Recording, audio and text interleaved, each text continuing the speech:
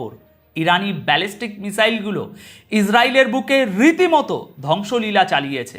আজ দিনে দুপুরে বহু মানুষ আহত। ওদিকে ইরান তাদের মিলিটারি ডক্টরিন অর্থাৎ সামরিক কৌশল আজ পুরোপুরি বদলে ফেলেছে। ডিফেন্সিভ মোড থেকে সরাসরি অফেন্সিভ মোডে চলে গেছে ইরান। শত্রুদের জন্য প্রস্তুত করেছে একটা বড় সারপ্রাইজ অ্যাটাক। ওদিকে জেরুজালেমে বাজছে বিপদের সাইরেন। ক্লাস্টার ওয়ারহেড ফাটার ফলে সেন্ট্রাল ইসরায়েলের রাস্তাঘাট এবং ঘরবাড়ি ব্যাপক ক্ষয়ক্ষতি হয়েছে। তদন্তে নেমেছে ইসরায়েলি সেনাবাহিনী। আর এরই মাঝে আজ রবিবার দিনটিকে ইরান বানিয়ে দিয়েছে সুপার সানডে। আরও একটি আমেরিকান ফাইটার জেট গুলি করে নামানোর খবর সামনে আসছে। স্টেট অফ হরমুজের কাছে শুরু হয়েছে এক হাই ভোল্টেজ ড্রামা। তাহলে চলুন শুরু করা যাক এই বিশেষ প্রতিবেদন। হেডলাইনগুলো যতটা ভারী ছিল, ভিতরের খবরগুলো তার চেয়েও অনেক বেশি চাঞ্চল্যকর। দর্শক, ইরান ইসরায়েলের একেবারে কেন্দ্রস্থল অর্থাৎ তেল আবিবে ক্লাস্টার বোমায় সজ্জিত ব্যালিস্টিক মিসাইল দিয়ে আবারও হামলা চালিয়েছে। এর ফলে সেন্ট্রাল ইসরায়েলের অনেক এলাকায় ব্যাপক ধ্বংসযজ্ঞ হয়েছে। আর সেই ছবি এখন আপনাদের স্ক্রিনে। আজ 22শে মার্চ 2026 দুপুরে চালানো এই হামলায় এখনো পর্যন্ত অন্তত 7 জন আহত হওয়ার খবর নিশ্চিত করা গেছে, যার মধ্যে একজনের অবস্থা অত্যন্ত আশঙ্কাজনক। কতজন মারা গেছেন সেই সঠিক পরিসংখ্যান এখনো আমাদের হাতে আসেনি। তবে খবর অনুযায়ী ইরানের দিক থেকে ধেয়ে আসা এই মিসাইলগুলো মাঝ আকাশেই ভেঙে গিয়ে ছোট ছোট বোমায় পরিণত হয়, যার ফলে তেল আবিব এবং এর আশপাশের একাধিক জায়গায় একসঙ্গে অনেকগুলো বিস্ফোরণ ঘটে। এই হামলায় বহু ঘরবাড়ি ও রাস্তাঘাটের মারাত্মক ক্ষতি হয়েছে। সামনে আরও কিছু ছবি আসছে, যা দেখলে আপনারা এই ক্ষয়ক্ষতির ভয়াবহতা আরও পরিষ্কার বুঝতে পারবেন। সেন্ট্রাল ইসরায়েল এবং জেরুজালেমে বেশ কিছুক্ষণ ধরে একটানা বিমান হামলার সাইরেন বাজতে শোনা গেছে। এখন ইসরায়েলি সেনাবাহিনী এই বিষয়টি নিয়ে তদন্ত করছে যে তাদের অত্যাধুনিক এয়ার ডিফেন্স সিস্টেম এই ক্লাস্টার ওয়ারহেডযুক্ত মিসাইলগুলোকে আটকাতে কিভাবে ব্যর্থ হলো। ইসরায়েল বারবার এই ধরনের বিস্ফোরণ কেন হচ্ছে ইসরায়েলে? তাদের এয়ার ডিফেন্স সিস্টেম আসলে করছে কি? দেখুন, এই হামলা কিন্তু একটা পরিষ্কার বার্তা দিচ্ছে যে ইরান এখন এই যুদ্ধকে ইসরায়েলের প্রতিটি ঘরে ঘরে পৌঁছে দেওয়ার ক্ষমতা রাখে। ডোনাল্ড ট্রাম্পের 48 ঘন্টার হুমকির মাঝে এই ধরনের একটা ভয়ঙ্কর হামলা যেন আগুনে ঘি ঢালার মতো কাজ করেছে। আর বিশ্বাস করুন, ইরান এই ঘিটা খুব ভেবেচিন্তে একেবারে হিসেব কষেই ঢেলেছে। দর্শক, এবার একটু যুদ্ধক্ষেত্র থেকে আসা সবচেয়ে বড় এবং ভয়ঙ্কর পরিবর্তনের খবরটা শুনে নিন।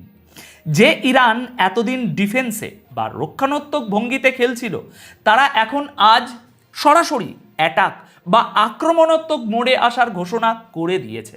আজ রবিবার 22শে মার্চ দুপুরে ইরানি মিসাইলের তাণ্ডবের ছবিগুলোর পাশাপাশি এই বড় বিবৃতিটাও মন দিয়ে শুনুন, তাহলে পুরো ব্যাপারটা আপনাদের কাছে আরও পরিষ্কার হবে। ইরানের খাতাম আল আম্বিয়া সেন্ট্রাল হেডকোয়ার্টারের কমান্ডার আলী আবদুল্লাহি স্পষ্ট ভাষায় জানিয়েছেন যে ইরানের মিলিটারি ডক্টরিন বা সামরিক কৌশল আর ডিফেন্সিভ নেই, বরং তা পুরোপুরি অফেন্সিভ হয়ে গেছে। তিনি বলেছেন, আমরা আর নিজেদের বাঁচানোর চেষ্টা করব না, এবার আমরা আক্রমণ করব। অর্থাৎ এবার থেকে আমরাই আগে আক্রমণ করব। তিনি জানিয়েছেন যে যুদ্ধক্ষেত্রে এখন নতুন কৌশল প্রয়োগ করা হচ্ছে এবং এমন সব অত্যাধুনিক অস্ত্র আনা হচ্ছে যা শত্রুপক্ষের যাবতীয় হিসেব নিকেশ উল্টে দেবে। দর্শক, মনে রাখবেন, এটা আজ 22শে মার্চ 2026 বিবৃতি। একে পুরনো খবর ভাবার কোনো কারণ নেই। তার দাবি, শত্রুরা ইতিমধ্যেই এই নতুন অস্ত্রের ঝলক দেখতে শুরু করেছে এবং আগামী দিনগুলোতে তারা আরও বড় বড় সারপ্রাইজ দেখতে পাবে। দর্শক, এবার এর আসল মানেটা একটু বোঝার চেষ্টা করুন। যদি কোনো দেশ নিজে থেকে ঘোষণা করে যে তারা আর ডিফেন্সে থাকবে না, সরাসরি আক্রমণ করবে, তার মানে হলো যুদ্ধ এবার আরও তীব্র এবং আরও ভয়ঙ্কর হতে চলেছে। নতুন প্রযুক্তি এবং অস্ত্রের কথা বলার অর্থ হলো আগামী হামলাগুলো আগের চেয়ে অনেক বেশি শক্তিশালী এবং আনপ্রেডিক্টেবল হতে পারে। অর্থাৎ কখন কোথা থেকে হামলা হবে তা আগে থেকে অনুমান করা একেবারেই অসম্ভব। আমরা কাল রাত থেকেই ডিমোনা এবং অন্যান্য জায়গায় দেখতে পাচ্ছি কিভাবে ইসরায়েলের বিভিন্ন এলাকার উপর ইরানের মিসাইলের বৃষ্টি হয়েছে। আর এই মিসাইলগুলো পড়ার পর তার ইম্প্যাক্ট গাজার মতো ধ্বংসলীলার দৃশ্য কিছুটা হলেও এখন দেখাচ্ছে। বড় বড় বিল্ডিং ধসে গেছে, সেগুলো আর বসবাসের যোগ্য নেই। আমার মনে হয় এই প্রথমবার ইরান সুপার হেভি মিসাইল ব্যবহার করেছে। দেখুন, এই বিবৃতির সবচেয়ে গুরুত্বপূর্ণ যে শব্দটা ছিল সেটা হলো সারপ্রাইজ, অর্থাৎ এমন জিনিস যা দেখে আপনি চমকে যাবেন। যুদ্ধক্ষেত্রে এখনো পর্যন্ত যা যা দেখা যায়নি, এবার হয়তো সেগুলোও সামনে আসতে পারে। এগুলো কি হবে, কেমন ধরনের অস্ত্র হবে, এগুলোই এখন সব থেকে বড় প্রশ্ন। ইরান কি সত্যি এই যুদ্ধের মোড় ঘুরিয়ে দিতে চলেছে, নাকি এটা শুধুই শত্রুর উপর মনস্তাত্ত্বিক চাপ সৃষ্টি করার একটা বড় চাল? দেখুন, এখানে আমার ব্যক্তিগত মত হলো ইরান আজকাল যা বলছে সেটাই করে দেখাচ্ছে। হয়তো এবার শত্রুদের চমকে যাওয়ার পালা চলে এসেছে। আচ্ছা, এদিকে স্ট্রেট অফ হরমুজ থেকে একটি বড় খবর এসেছে, তবে এটা কোনো জাহাজের খবর নয়, বরং ফাইটার জেটের খবর। হরমুজ প্রণালীর উপর ইরানি এয়ার ডিফেন্স সিস্টেম আরও একটি নতুন আমেরিকান F-15, ভালো করে শুনবেন, not a American F-35, American F-15 fighter জেটকে টার্গেট করার দাবি করেছে। ইরানি সেনাবাহিনী একটি ফুটেজও প্রকাশ করেছে, যা আপনারা এখন দেখতে পাচ্ছেন বা ইতিমধ্যেই দেখে নিয়েছেন। এতে দেখা যাচ্ছে যে তাদের air defence system south coast অর্থাৎ দক্ষিণ উপকূল বা হরমুজ আইল্যান্ডের কাছে একটি F-15 যুদ্ধ বিমানের সাথে সরাসরি সংঘাতে জড়িয়েছে। এই মুহূর্তে সেই ফাইটার জেট এবং তার পাইলটের কি পরিণতি হয়েছে সে বিষয়ে কোনো পাকাপোক্ত খবর এখনও আমাদের হাতে আসেনি।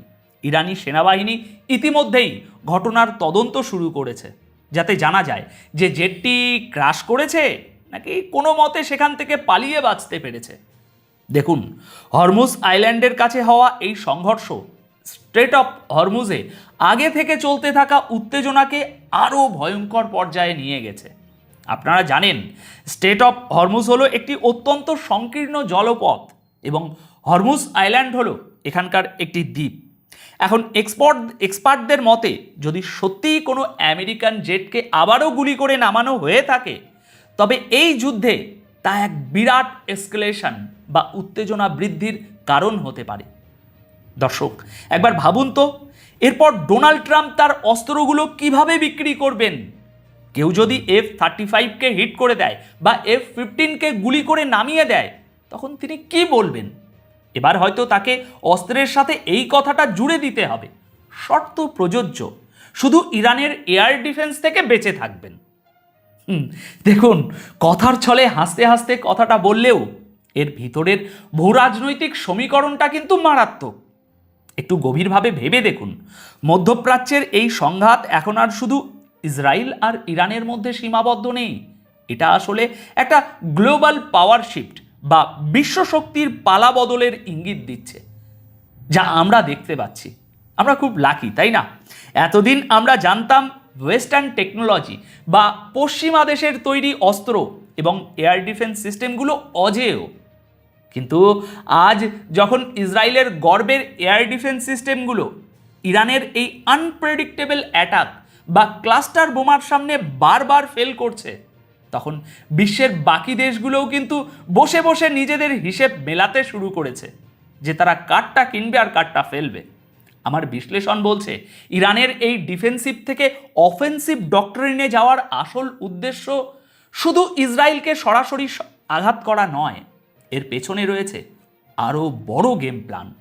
ইরান আসলে ইসরায়েল এবং আমেরিকাকে এমন একটা দীর্ঘমেয়াদী অর্থনৈতিক যুদ্ধে টেনে আনতে চাইছে, যেখানে তাদের নিজেদের দেশের ভিতরেই জনরোষ আর রাজনৈতিক অস্থিরতা তৈরি করবে। আর স্ট্রেট অফ হরমুজে আমেরিকান জেটের উপর হামলার দাবি যদি সত্যি হয়, তবে বুঝবেন বিপদের বাক্সটা এবার পুরোপুরি খুলে গেছে। আন্তর্জাতিক রাজনীতির এই দাবা খেলায় প্রতি মুহূর্তে চাল বদলাচ্ছে আজ। কে কাকে কিভাবে চেকমেট করবে তা আগে থেকে বলা খুব কঠিন। কিন্তু এটাই রিয়ালিটিতে আমার উদ্দেশ্য শুধু আপনাদের খবর পড়ে শোনানো নয়, বরং খবরের পিছনের আসল সত্যটা এবং ভবিষ্যতের পূর্বাভাসটা একেবারে সহজ বাংলায় আপনাদের সামনে তুলে ধরা, যাতে দুনিয়ায় কি ঘটতে চলেছে সেটা